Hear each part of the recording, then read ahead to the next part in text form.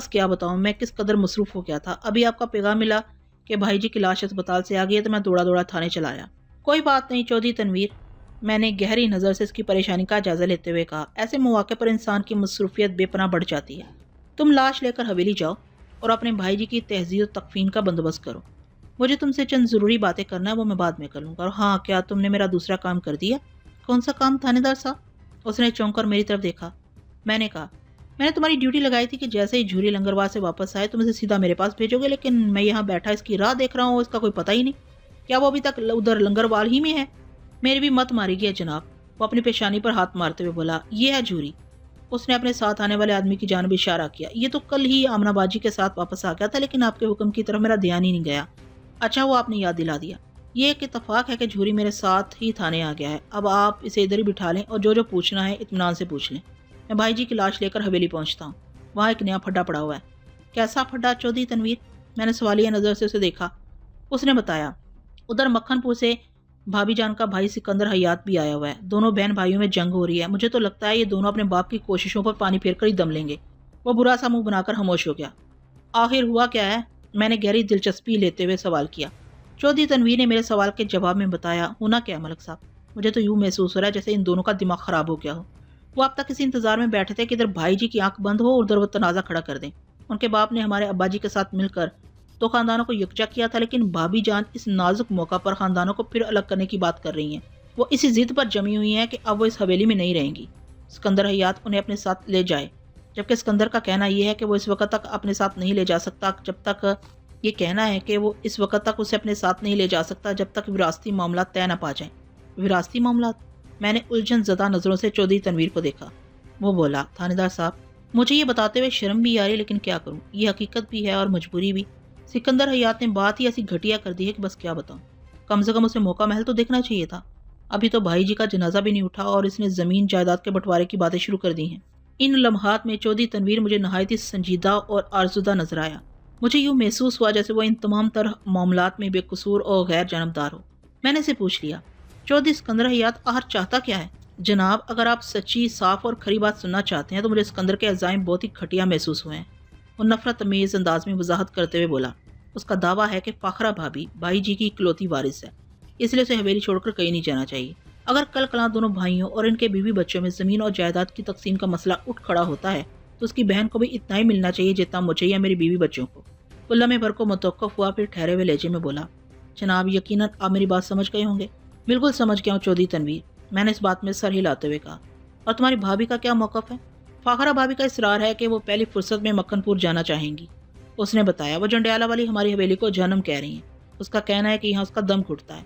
उसे ज़मीन जायदाद की ज़रूरत नहीं, बस वो यहाँ से जाना चाहती है जितनी भी जल्दी मुमकिन हो सके। जबकि चौधरी सिकंदर अपनी बहन को ये समझाने की कोशिश कर रहा है कि उसे अपने हिस्से से दस्तबरदार होने की हमाकत नहीं करनी चाहिए।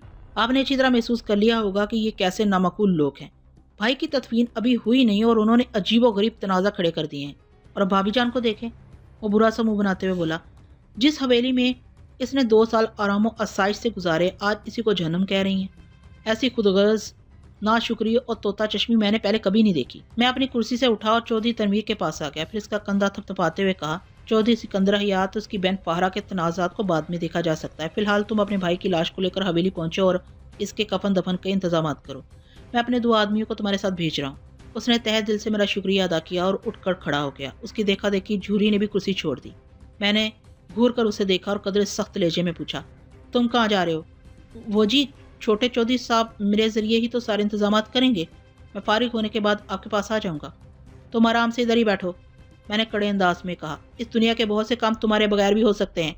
जब मैं तुम्हें फारिग कर दूँ तो चले जाना, जहाँ भी जाना हो तुम्हें। वो मस्कीन सी सूरत बनाकर दोबारा कुर्सी पर बैठ गया।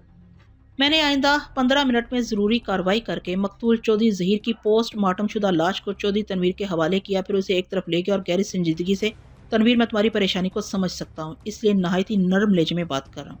अभी भी वक्त है, अगर तुमने मुझसे कोई झूठ बोला है तो बता दो, वरना बाद में अगर कोई ऐसी वैसी बात सामने आई तो तुम्हारे लिए अच्छा नहीं होगा। जनाब, मैंने आपसे कोई झूठ नहीं बोला, वो उलझन ज़दा लहजे में बोला। और मैं ऐसा क्यों करूँगा? मैंने इसकी आंखों में झांकते हुए कहा, तुम्हारा ये कहना है कि तुम्हें फाखरा ने झूरी के लंगरवाल जाने के बारे में बताया था और इस तरह वो भी यही दावा कर रही है। वो उछल पड़ा, यानी भाभी फाखरा ये कह रही है कि मैंने उसे झूरी के लंगरवाल जाने की इत्तला दी थी? मैंने इस बात में गर्दन हिलाई। اس نے خود یہ بات مجھے بتائی ہے۔ اگر ایسا ہے تو میں یہی کہوں گا کہ بھابھی نے سراسر غلط بیانی سے کام لیا، مگر کیوں؟ میں نے اس کا شانہ تھپ تھپاتے ہوئے کہا۔ اس کی دروغ گوئی کو میں چیک کر لوں گا، تم فکر نہیں کرو۔ وہ مطمئن نظر آنے لگا۔ اس کے بعد میں نے اپنے 2 آدمیوں کو لاش کے ہمراہ حویلی کی جانب روانہ کیا اور دوبارہ اپنے کمرے میں آ گیا، جہاں جھوری بڑی پریشانی کے عالم میں بیٹھا تھا۔ تم کافی پریشان اور الجھے ہوئے نظر آ رہے ہو، میں نے اس کی آنکھوں میں دیکھتے ہوئے استفسار کیا۔ یہ تمہاری شکل پر 25 کیوں بج رہے ہیں؟ نہیں، وہ تامل کرتے ہوئے بولا، ایسی تو کوئی بات نہیں۔ پھر کیسی بات ہے جھوری؟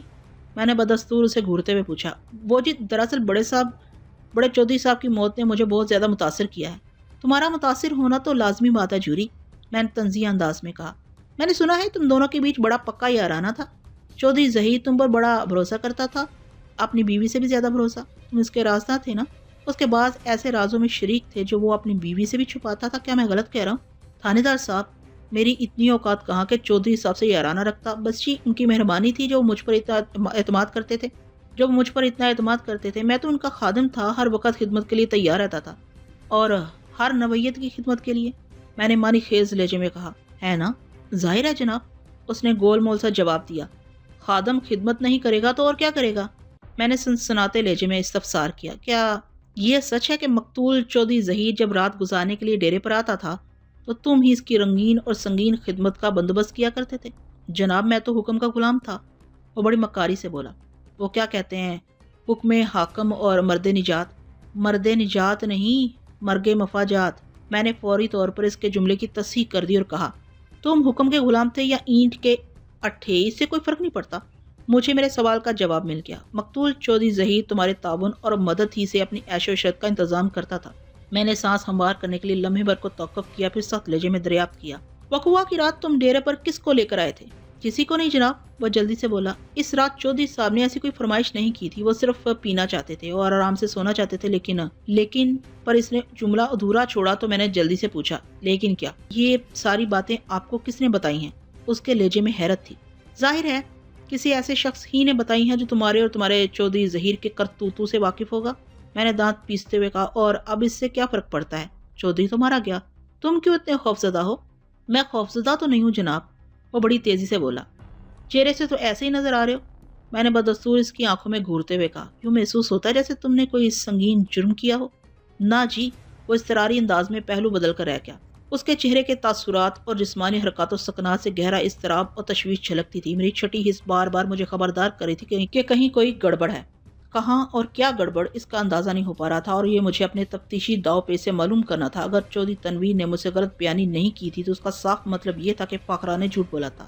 اس صورت میں فاخرہ کا جھوٹ سب سے زیادہ چودھری تنویر کے خلاف جاتا تھا۔ وہ تنویر کے حوالے سے اپنی ناپسندیدگی کا مکمل کھل کر اظہار کر چکی تھی، تو کہیں ایسا تو نہیں تھا کہ فاخرہ تنویر کو ظہیر مرڈر کیس میں کسی زاویے سے گھسیٹنے کی خواہش مند ہو؟ اس کی یہ خواہش اس جانب اشارہ کرتی تھی کہ وہ کسی نہ کسی درجے پر اپنے شوہر کے قتل میں ملوث ہے، ورنہ اسے اس قسم کی چالیں چلنے کی کیا ضرورت تھی؟ اور پھر اس کا تازہ ترین رویہ بھی خاصا فکر انگیز تھا۔ وہ مجھ سے کہہ چکی تھی چودھری ظہیر کے 40ویں تک ضرور حویلی میں رکے گی، اور اب چودھری تنویر نے بتایا تھا کہ وہ پہلی فرصت میں اس جہنم سے نکلنا چاہتی ہے۔ دوسری جانب چودھری سکندر حیات کا اصرار بھی بڑا معنی خیز تھا۔ صورتحال خاصی الجھی ہوئی تھی، اور رہ کر مجھے محسوس ہو رہا تھا کہ اگر میں جھوری پر محنت کروں تو اس الجھی ہوئی ڈوری کا سرا میرے ہاتھ آ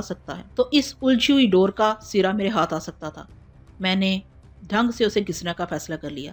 میں نے قدرے سخت لہجے میں کہا، کسی مجرم کا ساتھ دینا، اس کے لیے جرم کی راہ ہموار کرنا بھی جرم کا ارتکاب ہی کہلائے گا۔ تم چودھری ظہیر کے ہر عیب فعل میں اس کے شریک اور معاون رہے ہو، لہٰذا تم بھی مجرم ہی ہوئے نا؟ اچھا، تو آپ کا یہ مطلب تھا؟ اس نے اطمینان بھری سانس خارج کی۔ میں تو سمجھا تھا۔ وہ جملہ ادھورا چھوڑ کر متذبذب نظر سے مجھے دیکھنے لگا۔ میں نے کڑے لہجے میں کہا، تم یہی سمجھے تھے نا کہ میں تمہیں چودھری ظہیر کا قاتل سمجھ رہا ہوں؟ جناب، ڈرانے والی باتیں نہ کریں، میں چودھری صاحب کا قتل کروں، یہ کیسے ہو سکتا ہے؟ وہ گڑبڑائے ہوئے انداز میں بولا۔ میں تو ان کا پرانا نمکخوار ہوں، اور اس نوعیت کے کام پرانے نمکخوار، دستے راست اور بھروسے والے آدمی زیادہ آسانی سے کر لیتے ہیں۔ کیا خیال ہے؟ میں نے چپتے ہوئے لہجے میں استفسار کیا۔ توبہ توبہ، وہ کانوں کو ہاتھ لگاتے ہوئے بولا، میں تو ایسا سوچ بھی نہیں سکتا، قتل کے بارے میں نہیں سوچ سکتے۔ میں نے ٹھہرے ہوئے لہجے میں کہا، لیکن چودھری ظہیر کے قاتل کے بارے میں تو ضرور سوچ سکتے ہو نا؟ میں لمحے بھر کو متوقف ہوا، پھر سنسناتے ہوئے انداز میں دریافت کیا، بتاؤ چودھری ظہیر کو کس نے قتل کیا ہوگا؟ میں کیا جانوں، وہ لڑکھڑاہٹ امیز انداز میں بولا۔ مجھے کیا پتا جی، میں کیسے بتاؤں چودھری ظہیر کو کس نے قتل کیا ہے؟ چودھری ظہیر کو کس نے قتل کیا؟ بڑی سے بڑی قسم لے لے تھانے دار صاحب، میں قاتل کے بارے میں کچھ نہیں جانتا۔ ہاں، میں نے اسے تیز نظر سے گھورا۔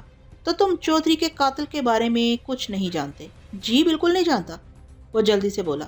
میں نے پوچھا، کسی یوسف ترکھان کو تو تم اچھی طرح جانتے ہوگے، ہے نا؟ اس نے چونک کر میری طرف دیکھا اور بولا، تھانے دار صاحب، آپ تو بڑے کمال کے پولیس والے ہیں، آپ کو تو سب کچھ معلوم ہے اور خواہ مخواہ مجھے ڈرا رہے ہیں۔ جھوری کی بات کا کوئی سر تھا اور نہ ہی پاؤں، لہٰذا میرا الجھنا لازمی امر تھا۔ میں نے سخت لہجے میں دریافت کیا، تم کیا کہنا چاہ رہے ہو؟ مجھے کیا پتا، مجھے کیا سب معلوم ہے؟ وہ لمحے بھر کے لیے گڑبڑایا، پھر جلدی سے وضاحت کرتے ہوئے بولا، جناب، آپ نے یوسف ترکان کا نام لیا تو میں یہی سمجھا کہ آپ کو اس بندے پر شک ہے، اور یہ شک کچھ غلط بھی نہیں۔ یوسف چودھری صاحب سے شدید نفرت کرتا ہے اور ان کی جان لے سکتا ہے۔ جوری کا انداز بتا رہا تھا کہ وہ یوسف کو قربانی کا بکرا بنانے کی کوشش میں ہے، حالانکہ میں نے اسے اس حوالے سے کچھ نہیں پوچھا تھا۔ میں نے اپنا سوال دہرایا، میں نے تم سے یوسف کے بارے میں پوچھا تھا، تم نے چودھری سے اس کی نفرت کا ذکر نکالا تو اس میں میری دلچسپی بڑھ گئی ہے، مجھے اس کی تفصیلی کہانی سناؤ۔ جھوری نے خود کو اور چودھری ظہیر کو محفوظ مقام پر رکھتے ہوئے بشرا عرف لالی کے ذکر کو گول کر کے ایک فارمولہ کہانی مجھے سنا ڈالی۔ اس کی غیر ضروری لولی لنگڑی وضاحت سن کر میں اس کی طرف سے اور کھٹک گیا۔ اس کے انداز و اطوار اور بول چال میں کوئی ایسی بات ضرور تھی جو میرے ذہن کو الجھا رہی تھی۔ میں نے مقتول کے لباس سے برآمد ہونے والے لالی کے رکے کا جھوری سے تذکرہ نہیں کیا تھا، لیکن ایسا محسوس ہوتا تھا وہ رکے کی حیثیت سے واقف ہو، اور یہ بات اسے میری نگاہ میں مشکوک بناتی تھی۔ کہیں نہ کہیں کوئی گڑبڑ موجود تھی، دال میں کالا واضح طور پر دکھائی دے رہا تھا۔ میں نے تیز نظر سے جھوری کو گھورا اور پوچھا، تمہارے لنگروال جانے کے بارے میں کس کس کو معلوم تھا؟ کسی کو بھی نہیں جناب، وہ جلدی سے بولا۔ چودھری صاحب نے کسی کو بھی یہ بات نہیں بتائی تھی، مجھے بھی انہوں نے اسی وقت بتایا جب رات کو ڈیرے پر آئے تھے۔ اچھا، میں نے تیکھے انداز میں کہا، مقتول چودھری نے کسی سے تمہارے لنگروال بھیجنے کا ذکر نہیں کیا؟ تم نے کسی نہ کسی کو یہ بات تو ضرور بتائی ہوگی۔ بالکل نہیں جناب، اتنا وقت کہاں تھا، وہ جز بز ہوتے ہوئے بولا۔ وقوع کی رات وہ ڈیرے پر پہنچے اور مجھ سے کہا میں فوراً لنگروال چلا جاؤں، وہ پیئیں گے اور آرام کریں گے۔ وہ وضاحت کرنے لگا، میں نے ان سے کہا، جناب اگر آپ کا حکم ہو تو صبح چلا جاتا ہوں، اب تو رات ہو گئی ہے۔ انہوں نے کہا، ابھی اور اسی وقت جانا ضروری ہے۔ میں نے ان سے بحث تھا، لہٰذا جانے کے لیے تیار ہو گیا اور چودھری صاحب سے درخواست کی کہ واپس میں کل شام کو آؤں گا۔ ادھر لنگروال کے نزدیک ایک چھوٹا سا گاؤں ہے، جنڈیالہ سے لنگروال جائیں تو پہلے کمار پورہ آتا ہے۔ کمار پورہ میں میرا ایک دوست رہتا ہے، افضل ڈار۔ میں افضل ڈار کے پاس کچھ وقت گزارنا چاہتا تھا۔ چودھری صاحب نے مجھے اجازت دے دی اور میں ڈیرے سے روانہ ہو گیا۔ وہ اپنی بات مکمل کر کے خاموش ہوا تو میں نے سوال کیا، کیا تمہیں اپنے مالک کا اتنا بھی خیال نہیں آیا کہ تم اسے ڈیرے پر اکیلے چھوڑ کر جا رہے تھے؟ کیوں نہیں جناب، خیال تو بہت آیا تھا، وہ نگاہ چراتے ہوئے بولا، لیکن وہی بات تھانے دار صاحب کہ یہ چودھری صاحب کا حکم تھا اور میں ان کا حکم ٹال نہیں سکتا تھا۔ میں نے کوریدنے والے انداز میں پوچھا، چودھری ظہیر کے ایسے کون سے ضروری کام سے تم راتوں رات لنگروال روانہ ہوئے تھے؟ وہ پلکیں چپکاتے ہوئے بولا، چودھری صاحب تو اب باقی نہیں رہے، لہٰذا آپ کے سامنے ان کا راز کھولنے میں کوئی حرج نہیں۔ وہ لمحے بھر کو متوقف ہوا، پھر دھیمے لہجے میں بولا، ادھر لنگروال میں چودھری صاحب کی چھوٹی بہن آمنہ بی بی رہتی ہے۔ چودھری صاحب نے میرے ہاتھ آمنہ بی بی کے لیے 1000 روپے بھجوائے تھے اور کہا تھا صبح تڑکے آمنہ کو یہ رقم مل جانا چاہیے۔ میں گھوڑے پر سوار ہو کر لنگروال کی طرف روانہ ہو گیا۔ جنڈیالہ سے لنگروال کا فاصلہ کوئی 10 میل ہے۔ میں آدھی رات کو کمار پورہ پہنچا اور رات کا باقی حصہ میں نے افضل ڈار کے گھر پر گزارا۔ اگلی صبح میں منہ اندھیرے لنگروال روانہ ہو گیا اور تڑکے تڑکے آمنہ بی بی کو 1000 روپے پہنچا کر واپس اپنے دوست افضل ڈار کے پاس آ گیا۔ وہ سانس لینے کے لیے متوقف ہوا، پھر اضافہ کرتے ہوئے بولا، چودھری صاحب اکثر و بیشتر اپنی چھوٹی بہن کے لیے میرے ہاتھ رقم بھجواتے رہتے تھے۔ اگر آپ کو میری بات کا یقین نہیں آ رہا ہو تو آمنہ بی بی سے خود جا کر پوچھ لیں، وہ اس وقت جنڈیالہ والی حویلی میں موجود ہے، اور افضل ڈار سے بھی اس بات کی تصدیق کی جا سکتی ہے کہ میں اس کے پاس گیا تھا یا نہیں۔ میں نے بدستور اس کی آنکھوں میں دیکھتے ہوئے کہا، جھوری، تمہارا یہ دعویٰ ہے کہ تمہارے لنگروال جانے کے بعد تم دونوں، جھوری اور مقتول کے سوا کوئی نہیں جانتا تھا، لیکن میں ایسے 2 افراد سے واقف ہوں جو تمہارے اس پروگرام سے آگاہ تھے۔ اس نے بے یقینی سے میری طرف دیکھا اور بے سختہ پوچھا، وہ دونوں کون ہیں؟ ایک تو ہے چھوٹا چودھری، تنویر، میں نے ڈرامائی انداز میں کہا۔ وہ ہکا بکا رہ گیا، بختیار اس کی منہ سے نکلا، چھوٹے چودھری صاحب کو کس نے بتایا؟ اس کی بھابھی جان فاخرہ نے۔ میں نے اس کی سماعت میں ایک اور دھماکہ کیا، نہیں، چھوٹے چودھری صاحب غلط کہہ رہے ہیں۔ وہ نفی میں گردن چھٹکتے ہوئے بے سختہ بولا، چودھرائن جی ایسی غلطی ہی نہیں۔ وہ بولتے بولتے اچانک رک گیا اور پریشان نظر سے مجھے تکنے لگا۔ چہرے کے تاثرات بتاتے تھے کہ وہ کوئی ایسی بات کہنے جا رہا تھا جس کو چھپانا مقصود تھا۔ غلطی کا احساس ہوتے اس کی زبان کو یکلخت بریک لگ گئے تھے۔ یکلخت بریک زبان کو لگے یا گاڑی کو، اس کا نتیجہ اچھا برآمد نہیں ہوتا، زبان یا گاڑی کے حق میں، کیونکہ یہ دونوں چلنے والی چیزیں ہیں، انہیں طریقے سلیقے سے روکنے کی ضرورت ہوتی ہے۔ جھوری کی زبان اچانک بریک لگنے سے پھسل گئی تھی اور اس پھسلاؤ میں مجھے ایک ایسا پوائنٹ ہاتھ لگ گیا جس کی مدد سے میں اس کیس کو حل کر سکتا تھا۔ میں اپنی کرسی سے اٹھا اور خاموشی کے ساتھ جھوری کی جانب بڑھنے لگا۔ اس انداز نے اسے بخلاہٹ میں مبتلا کر دیا۔ اس کی حالت چیخ چیخ کر گواہی دے رہی تھی کہ اسے کوئی سنگین غلطی سرزد ہو گئی تھی۔ میں اس کے قریب پہنچا، اس کی تھوڑی کو ایک جھٹکے سے اوپر اٹھایا اور اس کی آنکھوں میں دیکھتے ہوئے خوخار لہجے میں کہا، پیار محبت کی زبان تمہاری سمجھ میں نہیں آ سکی نا؟ ٹھیک ہے، تم جیسے ڈھیٹوں کے لیے میرے پاس اور بھی بہت سے فارمولے موجود ہیں۔ میں دیکھتا ہوں تم کتنے سخت جان ہو۔ میرے لہجے میں اتنی قطعیت اور صفاقی تھی کہ وہ ہل کر رہ گیا۔ سراسیمہ لہجے میں بولا، جناب میں نے کیا کیا؟ میں نے تو کچھ نہیں کیا۔ چودھرائن جی کیسی غلطی نہیں کر سکتی؟ میں نے اس کے گال پر ایک زناٹے دار تھپڑ رسید کرنے کے بعد استفسار کیا۔ وہ اپنے متاثرہ گال کو سہلاتے ہوئے بولا، وہ جناب میرا مطلب یہ تھا کہ چودھرائن جی چھوٹے چودھری کو میرے بارے میں کیسے بتا سکتی ہیں؟ انہیں تو خود بھی یہ بات پتہ نہیں تھی۔ واضح طور پر نظر آ رہا تھا کہ اس نے بات بدل کر صورتحال کو سنبھالنے کی کوشش کی تھی، ورنہ اس کے ادھورے جملے کا مفہوم یہی تھا کہ چودھرائن فاخرہ اس کے لنگروال جانے والے پروگرام سے اچھی طرح واقف تھی، اور اگر اس نے چھوٹے چودھری تنویر کو اس بارے میں کچھ بتایا تھا تو یہ اس کی سنگین غلطی تھی۔ میں نے جھوری کی آنکھوں میں گھورتے ہوئے سفق لہجے میں کہا، ٹھیک ہے تمہاری چودھرائن اس بارے میں کچھ نہیں جانتی، لیکن تم تو سب کچھ جانتے ہو نا۔ میں یہ خونریز کہانی تمہاری زبانی سنوں گا، لیکن ابھی نہیں، تھوڑی خاطر تواضع کے بعد۔ میرے انداز میں چھپی ہوئی وحشت کو محسوس کرتے ہوئے اس نے تشویشناک لہجے میں جاننے کی کوشش کی، آپ میرے ساتھ کیا کرنا چاہتے ہیں؟ میں نے اس کے سوال کا جواب دینا ضروری نہ سمجھا اور حوالدار کو کمرے میں بلا لیا، پھر جھوری کو اس کے حوالے کرتے ہوئے معنی خیز لہجے میں کہا، صبح خان تم بھی اسی علاقے کے رہنے والے ہو، لہذا جھوری سے ڈاک خانہ ملانے میں تمہیں زیادہ دشواری پیش نہیں آئے گی۔ یہ آج کی رات تمہارا مہمان ہے۔ میں چاہتا ہوں کہ تم میزبانی کا فرض ادا کرتے ہوئے حاضر سٹاک ساری ڈشز کے ذائقے اسے روشناس کراؤ۔ میری طرف سے تم بالکل آزاد ہو، بس شرط یہ ہے کہ جب میں صبح تھانے آؤں تو یہ تعاون کے لیے تیار ہو، اس کی زبان سچ بولنے کے لیے آمادہ ہو چکی ہو۔ آپ فکر ہی نہ کریں ملک صاحب۔ حوالدار صبح نے ایسی نظر سے جھوری کو دیکھا جیسے کوئی قصاب ذبح کرنے سے پہلے بکرے کو دیکھتا ہے، پھر میری جانب تکتے ہوئے پورے وثوق سے کہنے لگا، آپ مطمئن ہو کر جائیں، آپ صبح یہاں آئیں گے تو یہ ٹیپ ریکارڈر کی طرح بجتا ہوا ملے گا۔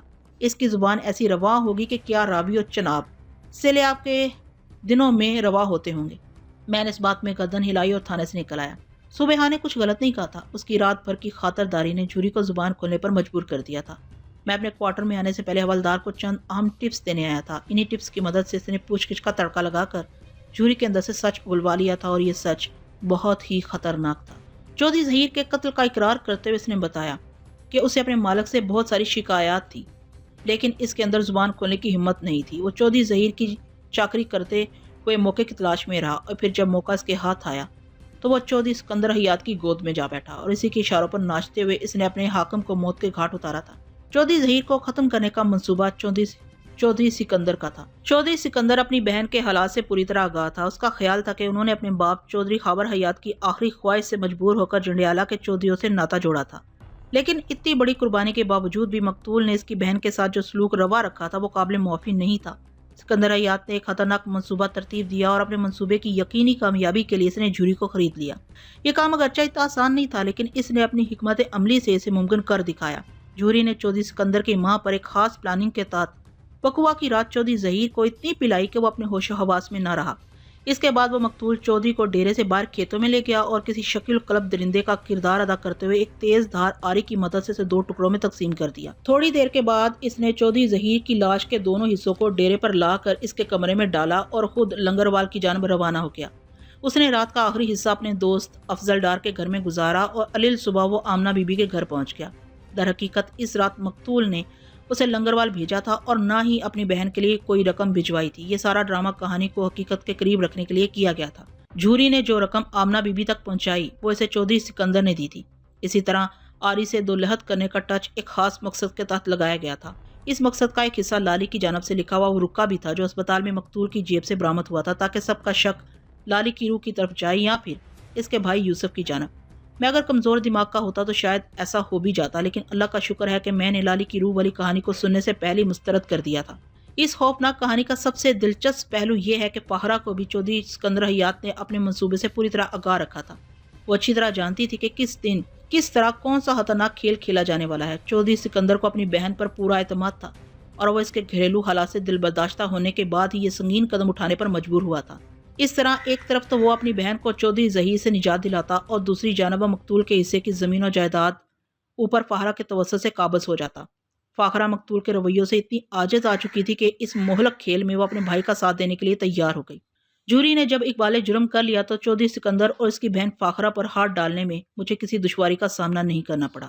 گزشتہ روز دوپہر کے بعد میں نے مقتول کی لاش چودھری تنویر کے حوالے کر دی تھی۔ آج صبح جب چودھری ظہیر کی تدفین ہو گئی تو میں نے ان دونوں خطرناک کرداروں کو گرفتار کر کے اپنے تھانے کی حوالات پہ پہنچا دیا، اور اسی وقت ایک دلچسپ انکشاف ہوا کہ انہوں نے جنڈیالہ والی حویلی میں جو اختلافی بحث شروع کی تھی وہ بھی ان کی پلاننگ کا حصہ تھا، تاکہ کسی کو یہ محسوس نہ ہو سکے کہ وہ اندر سے ملے ہوئے ہیں۔ یہاں تک تو سب ٹھیک تھا، لیکن فہرہ کے حوالے سے مسلسل ایک بات میرے ذہن میں کھٹک رہی تھی۔ میں نے علیحدگی میں سے پوچھ لیا، جب تمہیں اس قاتلانہ سازش کی پوری خبر تھی، بلکہ تم اس سازش کا حصہ تھیں، تو تم نے چودھری تنویر کو یہ کیوں بتایا کہ جھوری کو مقتول نے لنگروال بھیجا ہے؟ اس نے مجھ سے جھوری کے بارے میں پوچھا تھا اور میں نے ایک امکان ظاہر کیا تھا۔ چودھری تنویر نے اگر میرے کہے کو پتھر کی لکیر سمجھ لیا تو اس میں میرا کیا قصور ہے؟ وہ نفرت امیز لہجے میں بولی۔ مقتول اکثر جھوری کو اپنی بہن کی مدد کے لیے لنگروال بھیجتا رہتا تھا، لہٰذا میں نے یہ بتانے میں کوئی حرج محسوس نہیں کیا تھا، اور جب میں نے تم سے اس بارے میں استفسار کیا تو تم نے بالکل کہانی ہی الٹ دی۔ میں نے اس کی آنکھوں میں دیکھتے ہوئے کہا، تم نے مجھے یہی بتایا تھا نا کہ جھوری کے لنگروال جانے والی بات تمہیں چودھری تنویر سے پتہ چلی تھی؟ اس نے گردن جھٹکی اور بے پرواہی سے بولی، اب ان باتوں کا کوئی فائدہ نہیں۔ واقعی تمہیں کوئی فائدہ نہیں، لیکن مجھے ہے، میں نے معنی خیز انداز میں گردن ہلاتے ہوئے کہا۔ تمہاری اس چھوٹی سی غلطی نے مجھے کیس حل کرنے میں بہت مدد دی ہے، میرا بہت فائدہ کیا ہے۔ اس کے پاس میری بات کے جواب میں کہنے کے لیے کچھ نہیں تھا۔ میں نے چودھری ظہیر کو بے دردی سے ٹھکانے لگانے والے تینوں سازشی کرداروں کو ان کے کردار کی اہمیت کی روشنی میں ٹریٹ کیا اور ان کے خلاف ایک مضبوط رپورٹ تیار کر کے انہیں سپرد عدالت کر دیا۔ مقتول چاہے اپنی زندگی میں کتنا ہی برا کیوں نہ رہا ہو، اس کے قتل کی سازش میں ملوث کوئی بھی شخص کسی روح و ریات کے قابل نہیں تھا۔ انہیں ان کے کیے کی سزا ضرور ملنا چاہیے تھی۔ جرم کبھی بھی پھلتا پھولتا نہیں، چاہے بظاہر ایسا دکھائی بھی دے رہا ہو۔ یہ سب نظر کا دھوکہ ہوتا ہے۔ کارخانے قدرت میں ہر کام کا ایک وقت مقرر ہے، جلد یا بدیر مجرم قانون کی گرفت میں آ جاتا ہے۔ ان تینوں کی بدقسمتی کہ ان کا معاملہ بددیر نہیں بلکہ جلد پر آ کر ختم ہوا تھا۔